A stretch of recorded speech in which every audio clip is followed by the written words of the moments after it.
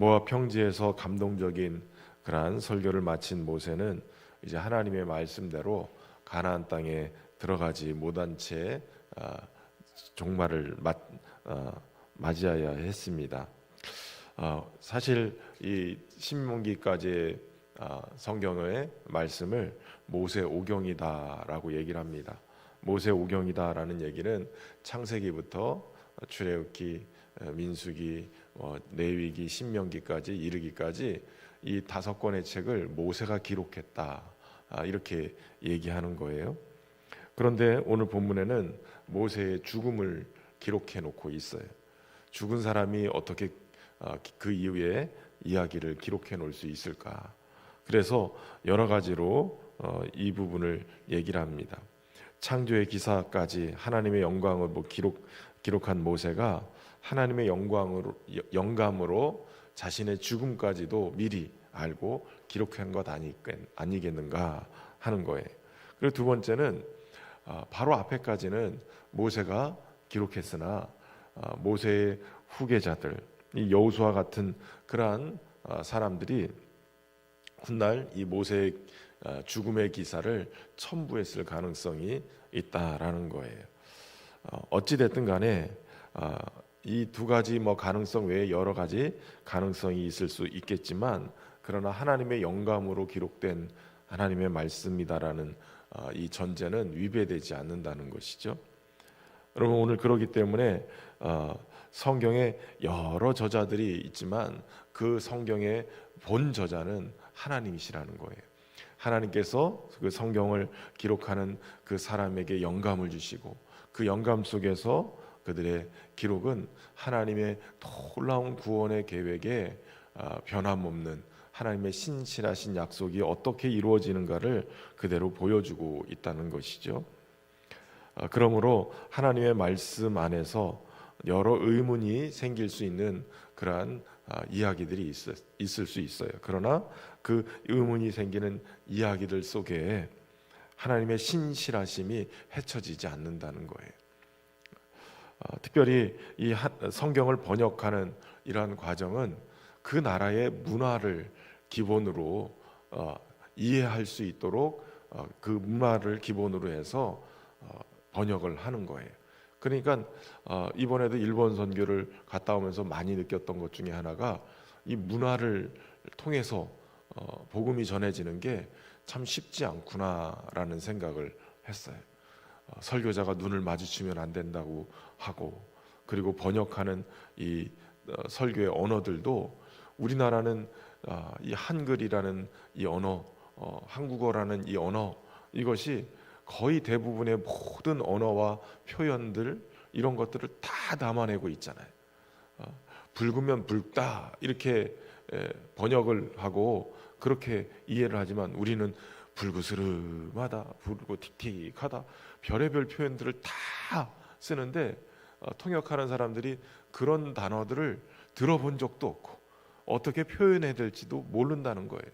그러니까 일본 같은 경우에도 우리가 쓰는 단어가 그들에게 있어서는 전혀 사용하지 않기 때문에 그런 의미나 그러한 이 단어를 설명할 만한 내용이 없는 거예요. 그래서 성경을 번역하는데도 우리는 거의 대부분 통일된 성경을 읽고 있잖아요. 근데 일본 자체도 성경이 다 다르다는 거예요. 그리고 그 성경도 심지어는 하나님의 말씀이라고 여겨지지 않을 만큼의 왜곡된 번역들이 있다는 거예요. 그래서 이게 쉽지 않은 거예요. 쉽게 그냥 하나님이라는 단어도 설명할 단어가 없다는 거죠. 그렇기 때문에 어떻게 유일신 하나라는 어떤 그런 개념의 하나님의 호칭, 이것도 설명하지 못하는 거예요. 사실 우리나라도 하나님이라고 표현하기가 쉽지는 않은 거예요. 왜냐하면 처음에 초창기 번역하고 선교사님들이 이렇게 할 때는 하느님, 천주교에서는 그렇게 쓰죠. 하느님이라는 표현을 써요. 하느님이라는 이 표현은 하늘이라는 느낌이 더 강해요. 그러니까 잘못하면 이 하늘이라는 개념이 또 다른 상징 언어로 하나님을 제대로 전달할 수 없는 왜곡된 그러한 언어로 표현될 수 있는 거예요. 그래서 선교사님 들어와서 유일신이라는 그러한 표현으로서의 하나님을 다시 번역하고 그렇게 해왔다는 거예요. 그러니까 한 나라의 언어로 번역하기 위해서는 또 다른 해석이 필요한 것이죠. 그래서 선교라는 게 그래서 더 어렵고 힘든 거예요. 근데 오늘 본문에도 보면 바로 모세가 자신의 죽음을 얘기하고 있는 거예요. 모세의 죽음. 모세는 자신의 이 최후의 유언적인 축복을 마친 후에 모압 평지에서 느보산으로 올라가게 됩니다. 거기서 하나님께서 이제 앞으로 이스라엘 백성들을 인도해 갈 그 가나안 땅을 모세가 볼 수 있도록 만드셨어요. 이것은 과거 아브라함 때부터 아브라함과 이삭과 야곱에게 약속하신 그 후손들에게 주리라고 약속하셨던 그 땅인 거예요. 그러니까 약속하신 그 땅을 하나님이 결국은 신실하게 이스라엘 백성들에게 주시는 그 땅인 것을 다시 한번 상기시켜 주시는 거죠. 그러나 이 모세는 그 땅에 결국 들어갈 수 없는 하나님의 판결을 받았죠.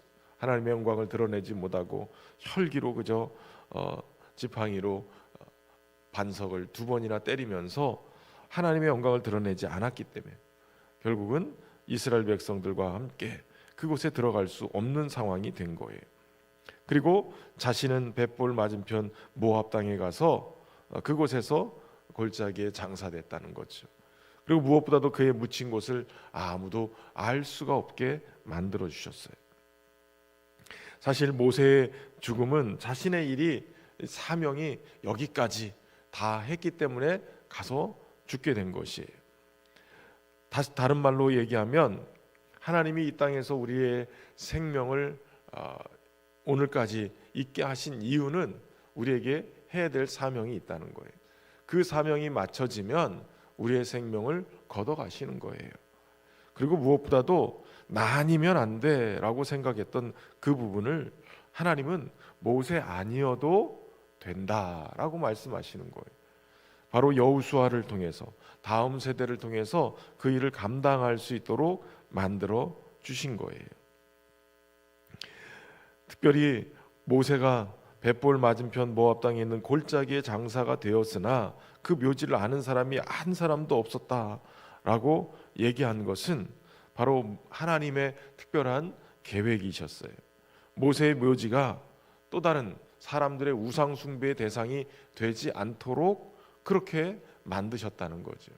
그러면 사람은 참 희한하게 뭔가 의지할 만한 대상을 찾아요. 그래서 계속해서 신을 만들어내요. 내가 의지할. 이번에 일본에 가서 보니까 신사에 있는 소위 말하는 그들의 신이라고 얘기하는 신들 중에는 그저 신격화시킨 그러한 존재들이고 정말 의지할 만한 그러한 대상이 아니에요. 그럼에도 곳곳에 그렇게 신사들이 넘쳐나는 거예요. 모세가 살아서 가나안 땅에 들어갔다면 그곳은 또다시 하나님의 인도하심, 하나님께 영광을 올려야 된다는 그러한 모습은 사라지고 모세가 우상화가 됐을 거예요. 그리고 모세의 시신이 장사된 묘지가 그대로 있었다면 이스라엘 백성들은 또다시 모세를 신격화시켜서 모세의 무덤을 아주 신사처럼 만들어서 섬기는 그러한 일이 있었을 거예요. 그랬기 때문에 하나님 아예 모세가 가나안 땅에 들어도 가지 못하게 할 뿐만 아니라 또 모세의 묘지도 알 수 없도록 그렇게 만들어 준 것이에요. 오직 하나님의 영광, 하나님의 역사심만 드러날 수 있도록 그렇게 하는 거죠. 사실은 그렇게 됐을 때 모세 입장에서는 되게 억울하기도 하고 정말 섭섭할 수도 있는 거예요. 그렇게 하나님의 일을 열심히 해서 이스라엘을 40년 동안 그 고생을 해가면서 인도해서 여기까지 인도했는데 그 잠깐 들어갔다 나올 수 있도록 하지 그걸 못하게 했다는 그것에 대한 섭섭함도 있을 거고 어떻게 묘지까지 알 수 없도록 만들었을까. 심지어는 오늘 본문에 보면 모세가 죽을 때 나이가 120세였대요.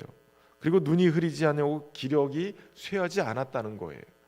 눈도 흐리지 않고 기력이 쇠하지 않았다. 이 얘기는 모세의 건강이 여전했다는 거예요. 얼마든지 가나안 땅에도 들어갈 수 있고 전쟁도 치를 수 있는 나이였다는 거예요. 그 건강 상태였다는 거예요. 아직 죽을 때가 아니었다는 거예요. 그런데 그의 생명을 걷어가시고 그의 묘지도 알 수 없도록 만들어 주신 것은 결국 하나님 앞에 우리의 사명이 어디까지, 또 우리의 마음이 어느 정도까지 멈춰야 될 것인가, 내가 하는 게 아니라 주님이 하시는 거예요. 지금까지 지내온 것 주의 크신 은혜라. 그렇다고 또 이것이, 이런 말씀을 들으면 또 우리 안에서 역작용이 일어나서 그럼 내가 하던 거 멈춰야 되겠네, 이렇게 생각 안 하시길 바랍니다. 이게 내가 사명을 감당하는 일에 핑계거리가 되면 안 돼요. 그저 최선을 다해서 내 생명 걷어가는 데까지 최선을 다해서 그 사명을 감당해내면 주님이 걷어가시면 그때까지예요. 그때까지 감당하면 되는 거예요. 무엇보다도 모세가 버려진 것 같았으나 예수님이 변화산에서 만났던 두 분, 모세와 엘리야가 변화산에서 예수님과 함께 이 구원의 계획, 인류 구원의 계획을 같이 상의하시는 모습에서 모세가 등장해요. 인간적으로 버려진 줄 알았는데 예수님의 이 구원의 역사 속에 모세가 다시 등장해요. 버려진 것이 아니라 하나님의 계획의 일부였던 거예요. 모세는 거기까지 사명이었던 거예요. 근데 거기까지 사명에 우리는 섭섭해지는 거예요. 교회에서 뭔가 멈추면 자꾸 섭섭해요. 뭔가 좀 알아줬으면 좋겠는데 그 일을 멈추면 섭섭하는 거예요. 그 멈춘 것, 거기까지 섭섭하지 않고 우리가 달려갈 수 있는 지혜가 있기를 주의 이름으로 축원합니다. 특별히 모세가 죽기 전에 후계자 여호수아에게 안수하고, 그리고 오늘 본문에 보면 바로 이 리더십이 이양되는 그러한 모습을 보여주고 있어요. 모세가 여호수아에게 안수하였기 때문에 그에게 지혜의 영이 충만하였다라고 기록하고 있어요. 모세가 안수하였으므로 그에게 지혜의 영이 충만했다. 모세의 어떤 리더십을 이양하면서 모세가 여호수아에게 안수를 해요. 지도자로서의 권위로서 또 세우는 역할로 안수를 하지만 그곳에 지혜의 영이 충만했다. 지혜의 영은 하나님께서 주시는 성령의 은혜이기도 하지요. 리더십을 가지고 이끌어갈 수 있는 지혜를 그에게 하나님이 주셨다. 그리고 앞으로 모세에게 명령한 대로 여호수아의 말도 순종하는 그런 리더십의 이양을 보여주고 있다는 거예요. 이것은 그 세대에서 다 이루는 것이 아니라 그 다음 세대까지도 그 하나님의 계획하심이, 구원의 역사하심이 이어지고 있다는 것을 보여줘요. 하나님께서 내가 아니면 누군가를 세워서 그 일을 하게 하세요. 목회를 하면서 깨닫는 것이 항상 있는데, 헤어질 결심도 참 잘해야 되겠다. 이번 이렇게 일본에 가 있는 동안에 목사님 안 계신데 가게 됐어요. 뭐 직장 때문에 떠나게 됐어요. 이런 가정이 한 2가정 정도 됐어요. 그런데 어느 날은 목회를 하면서 이게 헤어지는 것도 참 잘해야 되겠구나. 정을 온팡 줬다가 떠나면 이게 굉장히 힘들구나. 그래서 저도 어느 정도 선까지만 정을 주려고 그래. 섭섭하거든. 너무 힘들거든요. 그런데 이게 저분 아니면 안 돼라고 생각하고 붙들고 있었던 그것이 어느 날 보면 새로운 성도들이 다 그 일을 감당하고 그 일을 하게 되더라고요. 이번에도 젊은 가정들에게 맡겼더니 제가 그동안에는 막 계획하고 이끌고 한 여러 가지 때문에 그거만 집중했는데, 이번에는 우리 젊은 가정들이 그것들을 다 준비해 가는데 거의 신경 쓰지 않아도 될 만큼 너무 잘하는 거예요. 심지어는 감기 몸살 때문에 막 그냥 그 사역의 일정 속에 완전히 막 지치고 힘들어도 어느 하나 불평하는 자가 없고 그 일을 감당해내는 모습을 보면서 이렇게까지 잘한다고? 앞으로는 내가 안 해도 되겠네, 이런 생각이 들 정도로 너무 잘했어요. 여러분, 특별히 교회의 사역들을 보면서 깨닫는 것은 하나님이 꼭 필요한 대로 그 사람들을 세워서 주의 일들을 하게 하신다는 거예요.